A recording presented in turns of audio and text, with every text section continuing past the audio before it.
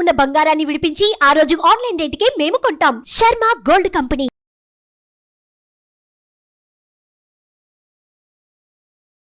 నమస్కారం, welcome to Suman TV. నేను గీతాంజలి. అఖండ ధనప్రాప్తిని కలిగించి శత్రునాశనం చేసి అకారణ భయాలను తొలగించే ఆ వారాహీమాత నవరాత్రులు జూలై 6వ తారీఖు నుంచి 14వ తారీఖు వరకు రాబోతున్నాయి. అసలు ఈ గుప్త నవరాత్రులను ఎవరెవరు ఆచరించవచ్చు, అమ్మవారిని ఎలా ఆరాధించాలి, ఏ విధమైన పూజను చేయాలి, ఎటువంటి నైవేద్యాలు అమ్మవారికి సమర్పించాలి, ముఖ్యంగా నవరాత్రులు అంటే 9 రోజుల పాటు ఒక్కొక్క రోజు అమ్మవారిని ఏ విధంగా ఆరాధించాలో మీకు తెలియజేసే ప్రయత్నం చేస్తున్నాం. ఇప్పటివరకు ఈ వీడియో అంటే ఇటువంటి ఇన్ఫర్మేషన్ మీరు ఎక్కడా చూసి ఉండరు. వారాహి అమ్మవారిని ఎలా పూజించాలి ఇవి మాత్రమే మీకు తెలిసి ఉంటుంది. కానీ ప్రత్యేకంగా మీకు చాలా విలువైన సమాచారాన్ని అందించాలనే ఉద్దేశంతో ఈ కార్యక్రమాన్ని ఏర్పాటు చేశాం. అమ్మవారి గురించి అలాగే ఏ విధంగా మనం అమ్మవారిని ఆరాధించాలో ఈ విశేషాలు తెలియచేయడానికి ప్రస్తుతం మనతో పాటు ఉన్నారు ప్రముఖ జ్యోతిష్యులు నందిబట్ల శ్రీహరి శర్మ గురువు గారు. వారితో మాట్లాడి మరిన్ని విషయాలు తెలుసుకుందాం. గురుగారు నమస్కారం అండి. వాగర్థావివ సంపృక్తౌ వాగర్థ ప్రతిపత్తయే జగతః పితరౌ వందే పార్వతీ పరమేశ్వరౌ. సదాశివసమారంభాం శంకరాచార్య మధ్యమాం అస్మదాచార్య పర్యంతం వందే గురు పరంపరాం.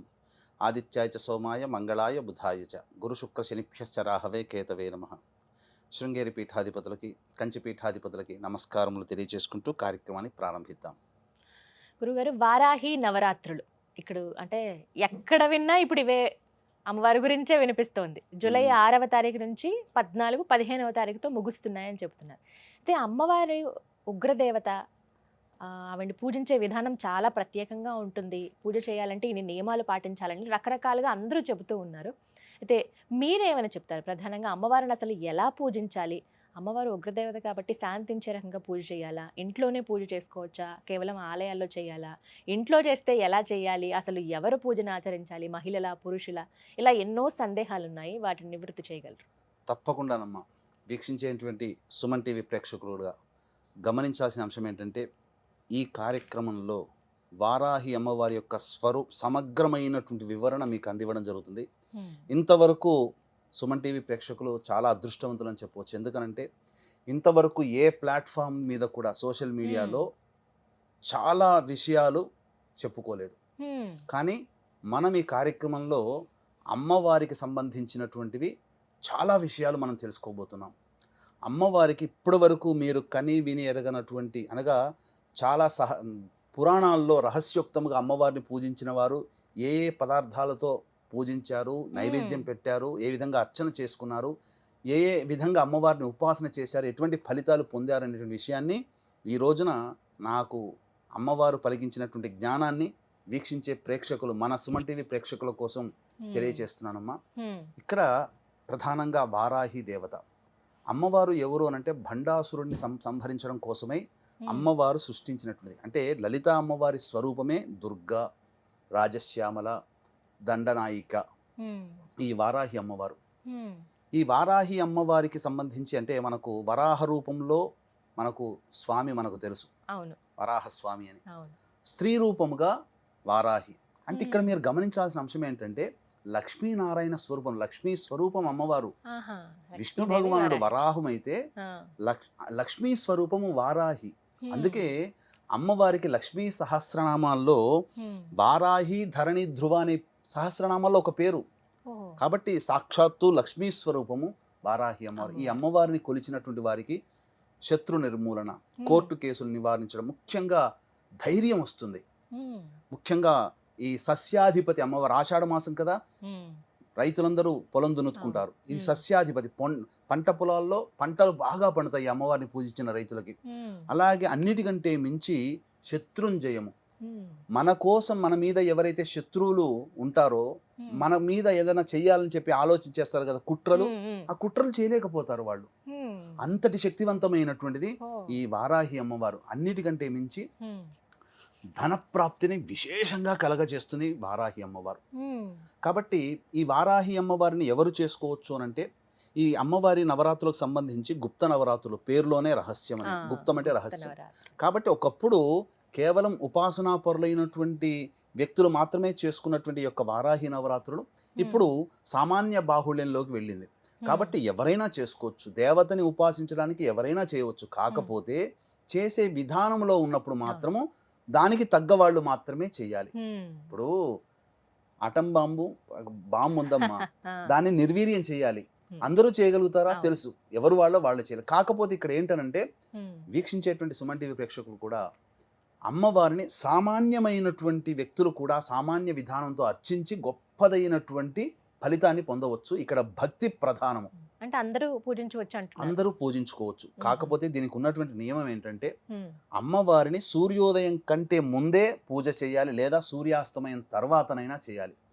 చేసేటప్పుడు ఖచ్చితంగా ఉదయం ఎలాగో దంతధావనం, పళ్ళు తోముకుంటాం, సాయంత్రం పూట చేసే వాళ్ళు కూడా దంతధావనం చేసుకునే శుచిగా అమ్మవారిని ఆరాధించాలని శాస్త్రం చెప్పబడుతుంది. ఇక్కడ అది ప్రధానం. అయితే ఇక్కడ ఉద్యాపన 14వ తారీఖు చేసుకోవచ్చా, 15వ తారీఖు చేసుకోవచ్చా అనేటువంటి ఆలోచన కూడా ఉంది. 14వ తారీఖు రోజున సూర్యోదయానికి అష్టమి ఉంది, సూర్యాస్తమయం తర్వాత నవమి వస్తుంది. సాయంత్రం పూట పూజ చేసుకునే వాళ్ళు 14వ తారీఖుకి ఉద్యాపన చేసుకోవచ్చు. ఉదయం పూట పూజ చేసుకునే వాళ్ళు 15వ తారీఖు రోజున పూజ చేసుకోవాలి. ఇక్కడ స్త్రీ పురుషులు ఎవరైనా చేయవచ్చునమ్మా.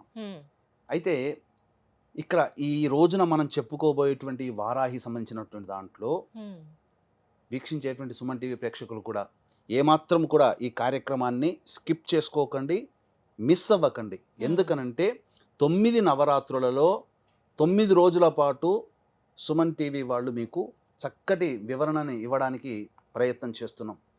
కాబట్టి ప్రతిరోజు అమ్మవారికి ఒక్కొక్క వారాహి రూపం ఉంటుంది. అంటే ఉదాహరణకు చెప్పాలి అని అంటే ఉన్మత్త వారాహి, ధూమ్ర వారాహి, బృహత్ వారాహి, శ్వేత వారాహి, వార్తాళి వారాహి, దండని వారాహి, కిరాత వారాహి, ఇలా 9 రకాలైనటువంటి వారాహి దేవతలు ఉన్నారు. కాబట్టి ప్రతిరోజు ఒక్కొక్క రోజు ఒక్కొక్క అమ్మవారిని ఎలా కొలుచుకోవాలి.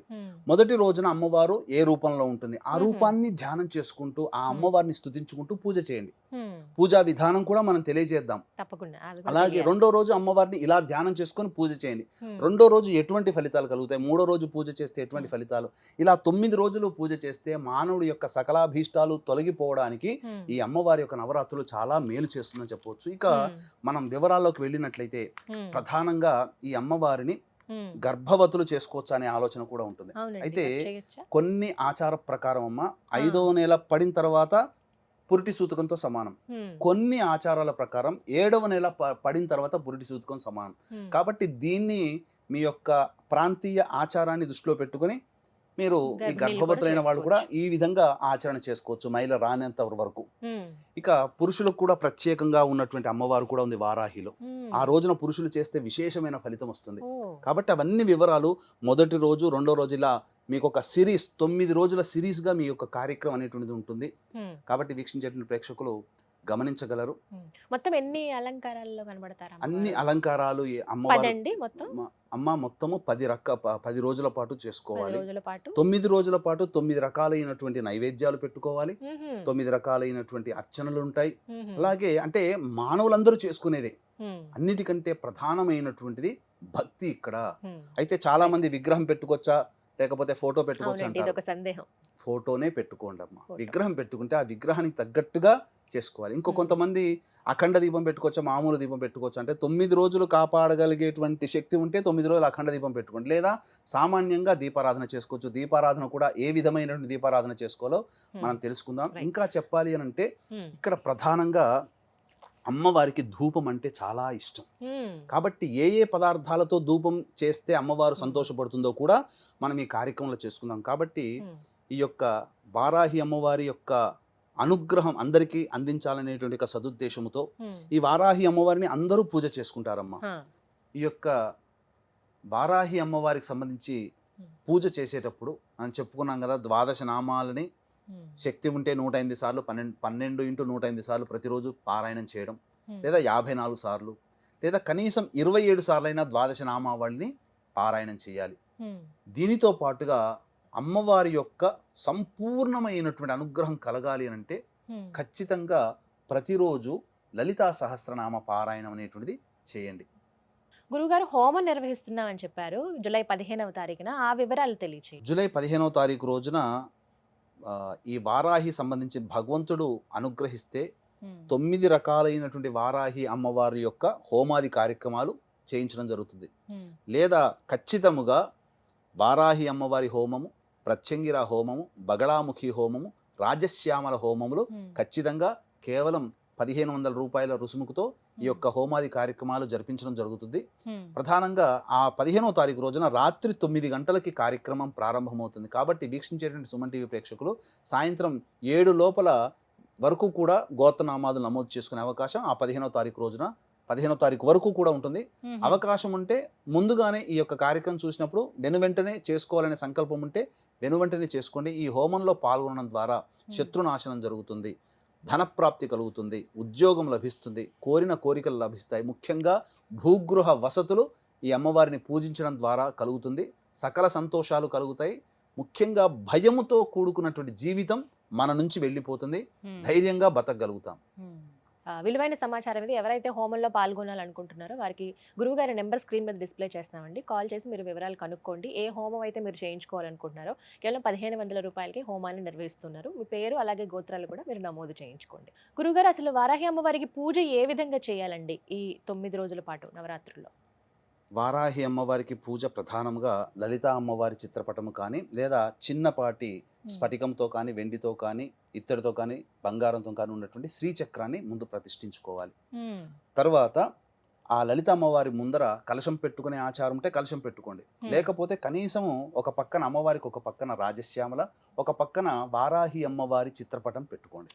ఈ 3 దేవతలు ఉండాలి ఖచ్చితంగా. అమ్మవారికి ఈ 3 దేవతలకి కూడా పసుపు కొమ్ముల మాల వేయండి. చెప్తాను ఎందుకు ఆ పసుపు కొమ్ముల మాల అనేటువంటిది. ఇక సూర్యోదయం కంటే ముందే ఈ అమ్మవారి పూజ చేసుకోవాలి, లేదా సూర్యాస్తమయం తర్వాతనైనా పూజ చేసుకోవాలి. ముందుగా ఈ అమ్మవారికి దీపారాధన ఎలా చేయాలి? దీపారాధన అమ్మవారికి కందగడ్డలో దీపారాధన చేస్తే చాలా సంతోషిస్తుందటమ్మ. కాబట్టి కందగడ్డ దొరుకుతుంది కదా, దానిపైన చక్కగా కడిగి దానిపైన కొద్దిగా చెక్కు తీసేసి దాంట్లో మన దీపపు కుంది ఎలా ఉంటుందో ఆ విధంగా కందగడ్డను చేసుకోవాలి, కొంత తీసేసుకోవాలి. అందులో ఇప్ప నూనెతో కనుక అమ్మవారికి దీపారాధన చేస్తే ఇంకా సంతోషిస్తుందట. కాబట్టి విప్ప నూనెతో దీపారాధన చేయండి. చేసిన తర్వాత ఈ అమ్మవారికి ప్రధానంగా నీలి రంగు ఆవాహన చేసుకుంటారు కదా, అర్చన అవన్నీ చేసుకుంటారు కదా. ఈ అర్చనలో భాగంగా నీలి రంగు పుష్పాలతో కానీ, అంటే నీలి రంగు చామంతి, శంఖపుష్పి నీలి రంగు, లేదా ఈ విప్ప పూలతోనైనా కానీ అర్చన చేస్తే అమ్మవారు చాలా సంతోషిస్తుందట. ఇక ప్రధానంగా గమనించుకున్నట్లయితే నైవేద్యాలలో ఏం నైవేద్యాలు పెట్టాలని చాలా మంది అంటుంటారు. ఈ అమ్మవారికి బెల్లం పానకం అంటే మహా ఇష్టం.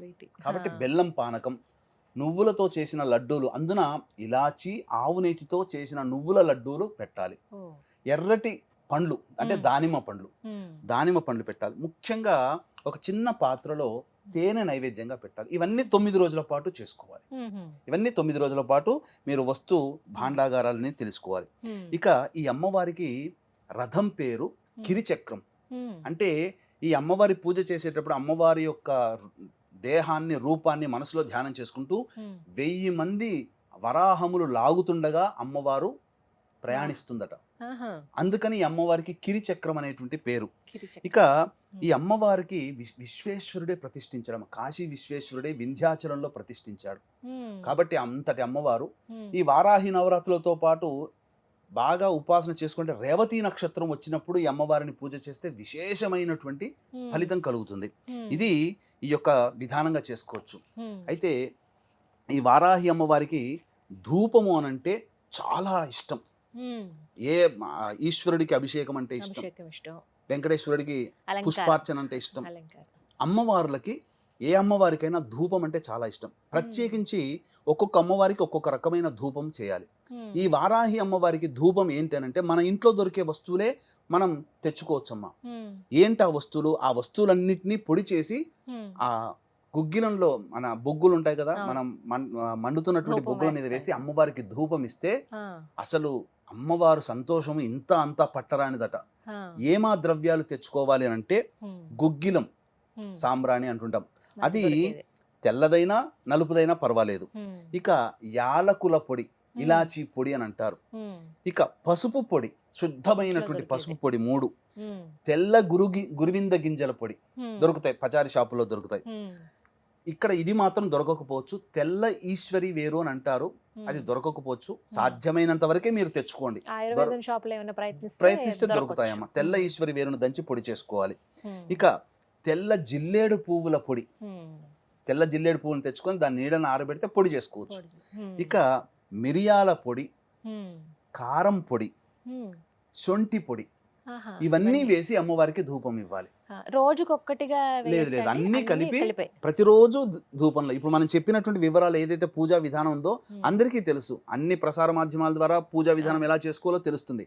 మనం ప్రత్యేకించి ఈ యొక్క సంబంధించినటువంటిది ఈ యొక్క ధూపం వేయాలి. అయితే అమ్మవారికి ద్వాదశ నామావళి అని ఉంది. ఆ ద్వాదశ నామావళి చాలా ప్రీతికరం అమ్మవారికి.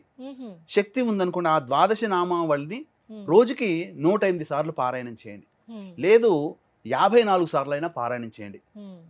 ఇక కందగడ్డ దీపారాధన చేశాం కదా, మీకు శక్తి ఉంటే ప్రతిరోజు కందగడ్డతో ఆ దీపారాధనగా కుందిగా తయారు చేసుకొని ప్రతిరోజు ఒక కందగడ్డలో వేయొచ్చు, లేదా ఒకే కందగడ్డది 9 రోజుల పాటు ఉండి తర్వాత మనం ఈ అమ్మవారికి 9వ రోజు 10వ రోజు ఆచారం ఉంటుంది కదా, అప్పుడు ఆ నైవేద్యంగా ఆ యొక్క కందగడ్డని ఇంట్లో వండుకొని భోజనం చేయవచ్చు. నైవేద్యములో చిలకడ దుంప, బెల్లం పానకం, పనసపండు, దానిమ్మ గింజలు, అది నువ్వుల లడ్డూలు, నల్లదైనా తెల్లదైనా నువ్వుల లడ్డూలు, ఇలాచి, ఆవు నెయ్యితో చేయాలి, బెల్లము, ఇవి పెట్టినట్టయితే అమ్మవారు చిలకడ దుంప, ఇవి అమ్మవారికి చాలా ప్రీతికరం. ఇక హోమం చేసుకునే అలవాటైతే హోమంలో తోక మిరియాలు, తెల్ల ఆవాలు, పనసపండు ఇవన్నీ వేయాలి. ఇక అమ్మవారికి తాంబూలం సమర్పించేటప్పుడు పచ్చకర్పూరం, జాపత్రి, జాజికాయ, ఇలాచి, లవంగాలు, ఇలా సుగంధ ద్రవ్యాలు, జవ్వాది, ఇలా కలిపి, జవ్వాది పొడి ఉంటుంది, కలిపి అమ్మవారికి తాంబూలం పెట్టి తర్వాత మీరు చేసుకున్నటువంటి ఆ పదార్థాలు ఏదైతే ఉన్నాయో ఆ తాంబూలం పూజ చేసుకున్న వాళ్ళు సేవనం చేయొచ్చు, నైవేద్యం కూడా అందరూ తినవచ్చు. ఈ విధంగా పూజా విధానం అన్నమాట. పూజా విధానం చాలా చక్కగా వివరించారండి. ముందుగా అందరూ ఇవి తెలుసుకోవాలి. ఇవి 9 రోజుల పాటు అందరూ ఆచరించవలసింది. 9 రోజుల పాటు మనం చెప్పినటువంటి విధానంగా అమ్మవారిని ఆ విధంగా ధూపము, నైవేద్యము, దీపారాధన, అర్చన, ఇవన్నీ మనం చెప్పినటువంటి వస్తువులతో చేస్తే చాలా విశేషం. ఇక మనం 9 రోజులలో 9 రోజుల పాటు ఒక్కొక్క అమ్మవారు ఏ రూపంలో ఉంటుంది, ఏ రూపంలో ధ్యానం చేసుకొని అమ్మవారిని పూజించాలో కూడా తెలుసుకుందాం. ఇప్పటి వరకు పూజా విధానం ఎలా చేయాలి, ఏ నూనెతో దీపారాధన చేయాలి, ఎటువంటి నైవేద్యం అమ్మవారికి సమర్పించాలో తెలుసుకున్నారు కదా. మరి నవరాత్రుల్లో ఒక్కో రోజు అమ్మవారు ఏ రూపంలో మనకి దర్శనమిస్తారు, మరి ముఖ్యంగా ఆ రోజున ఏ విధంగా పూజ చేయాలి, ఒక్కో ఎపిసోడ్ ద్వారా మీకు అందించే ప్రయత్నం చేస్తున్నాం. గురుగారు, మరి 8వ రోజు వారాహి అమ్మవారిని ఏ విధంగా కొలుచుకోవాలి, అమ్మవారికి సమర్పించవలసిన నైవేద్యం ఏమిటండి? 8వ రోజున ఈ వారాహి అమ్మవారిని వార్తాళి వారాహి రూపంలో కొలుచుకోవాలి. వార్తాళి వారాహి అమ్మవారిని లక్ష్మీ రూపంలో కూడా ఈ అమ్మవారిని ఆరాధన చేస్తారు. విశేషమైనటువంటి ఫలప్రాప్తి. వార్తాళి వారాహి, వార్తాళి అని అంటే ఈ యొక్క ప్రపంచంలో ప్రస్తుతం జరుగుతున్నటువంటి అనేకమైనటువంటి సమాచారం అంతా అందిస్తుందట ఈ అమ్మవారు. అంటే దీని అర్థాన్ని మనం ఎలా చేసుకోవాలంటే, మనం ఈ పూజ చేయడం, ఈ అమ్మవారిని 8వ రోజున ఈ యొక్క భావంతో పూజ చేయడం వల్ల మనకు ఎదుటి వాళ్ళు ఏమనుకుంటున్నారో, ఏ విధంగా మన గురించి ప్రతిస్పందిస్తారో, లేకపోతే వాళ్ళు కష్టాలు ఉన్నాయా, మంచిగా ఉన్నారా అని వాళ్ళ యొక్క విషయాలు మనకు గోచరం అవుతాయి. అంటే ఏం చెవిలో చెప్పరు, ఏం కాదు, కానీ మన ఊహకు అందుతాయి. భర్త ఇంటికి రాగానే ఈరోజు చూడగానే స్ఫురిస్తుంది, ఏంటి ఈరోజు ఆఫీస్లో బాగా కష్టం ఎక్కువైందేమో అని ఆటోమేటిక్గా స్ఫురిచ్చేస్తుంటుంది. పిల్లలు ఇలా అన్నమాట. ఇలా వర్తమానంలో జరిగేటువంటి సంఘటనలు మనుషులకి స్ఫురిస్తాయి. ఈ విధంగా ఈ అమ్మవారిని పూజ చేయడం వల్ల ఎలా ఉంటుందనంటే, ఈ వార్తాళి అమ్మవారు ఎర్రటి వస్త్రాలు ధరించి శవం పైన కూర్చొని ఉండే అమ్మవారట. మహావార్తాళి అమ్మవారు శవం పైన కూర్చొని ఉంటుంది. ఈ అమ్మవారికి కూడా 3 కన్నులు ఉంటాయట ఈ అమ్మవారికి. ఇక ఈ అమ్మవారు ఎలా ఉంటుందంటే నీలం రంగులో ఉంటుందట ఈ అమ్మవారు. ఇక ఎలాంటి ఉంటుందనంటే రోకలి, నాగలి, అభయము, వరద హస్తాలు ఉంటాయట ఈ అమ్మవారి యొక్క రూపం. ఒక చేతిన రోకలి, ఒక చేతిన నాగలి, ఒక చేతిన అభయవస్తం, ఇంకోటి వరద హస్తం ఇస్తూ ఈ అమ్మవారు ఉంటుందట. కాబట్టి ఈ అమ్మవారిని తలుచుకుంటేనే ఎర్రటి వస్త్రాలు ధరించి శవంపై కూర్చున్నటువంటి అమ్మవారిగా మనం భావన చేయాలి. ఇలాంటి భావన చేసినటువంటి అమ్మవారిని పూజించినటువంటి వారికి ఎలాంటి అనంటే సకలమైనటువంటి శుభాలు కలుగుతాయట, సంపూర్ణమైనటువంటిది. 8వ రోజు చాలా విశేషం అమ్మ. ఎందుకంటే అష్టమి తిథి వస్తుంది కదా. కాబట్టి అష్టమి తిథి రోజున ఎవరైతే ఏ కోరికతోనైతే ఈ నవరాత్రుల్లో అష్టమి తిథి రోజున పూజ చేస్తారో ఆ కోరిక అష్టమి తిథి రోజున నెరవేరుతుందట. ఇక ఆ సంతోషముతో ఇంకా 9వ రోజు కూడా ఇంకా పెళ్ళుబికినటువంటి ఆనందంతో చేసుకుంటారట. ఎందుకంటే ఆ చండీ రూపంలో ఆ అమ్మవారు ఉంటుంది. అష్టమి తిథి చాలా విశేషం అమ్మవారికి. అందుకనే మహాలక్ష్మి అని అన్నారు ఈ అష్టమి తిథి రోజున చేసేటువంటి వాళ్ళకి. కాబట్టి వీక్షించేటువంటి సుమన్ టీవీ ప్రేక్షకులు కూడా ఈ అమ్మవారిని వార్తాళి వారాహి రూపంలో గనక కొలిచినట్లయితే తప్పకుండా మీ యొక్క అభీష్టములు నెరవేరుతాయని చెప్పడంలో ఏమాత్రం సందేహం లేదు. అమ్మవారికి సమర్పించవలసినటువంటి అమ్మవారికి సంబంధించి చక్కెర పొంగలి, బెల్లం స్వీట్, బెల్లంతో చేసినటువంటి ఏ స్వీట్ అయినా, అంటే జిలేబీ బెల్లంతో చేస్తారు, బెల్లంతో చేసినటువంటి స్వీట్ ఏదైనా కానీ అమ్మవారికి చక్కెర పొంగలితో పాటు నైవేద్యంగా పెట్టవచ్చు. అలాగే ప్రతిరోజు పూజ చేసుకునే విధానంలో కూడా విప్ప పూలు, నువ్వుల లడ్డూలు, ఇలాచి, నెయ్యితో చేసినటువంటివి, అలాగే దానిమ్మ గింజలు, చిలకడ దుంప, కందగడ్డ, పనసపండు, ఇవన్నీ కూడా అమ్మవారికి పనసతొనలు నైవేద్యంగా పెట్టవచ్చు. ఇలా 8వ రోజున అమ్మవారిని పూజించాలంటారు. చక్కగా వివరించారు గురుగారు. విన్నారు కదా, 8వ రోజు చాలా విశేషమైన రోజు. ఆ రోజున ఏ విధంగా అమ్మవారిని కొలుచుకోవాలో, ఎటువంటి నైవేద్యం సమర్పించాలో తెలుసుకున్నారు కదా. అలాగే నవరాత్రులు ముగిసిన తర్వాత అంటే జూలై 15వ తారీఖున గురువు గారు ప్రత్యేకంగా హోమం నిర్వహిస్తున్నారు. ఎవరైతే పాల్గొనాలి అనుకుంటున్నారో వారు స్క్రీన్ మీద కనపడుతున్న నెంబర్స్కి కాల్ చేసి ఫుల్ డీటెయిల్స్ తెలుసుకోండి. ఇది వాళ్ళ వీడియో. నమస్కారం. సుమన్ టీవీలో మీ పర్సనల్ అండ్ బిజినెస్ ప్రమోషన్స్ కోసం కింది నెంబర్కి కాంటాక్ట్ చేయండి.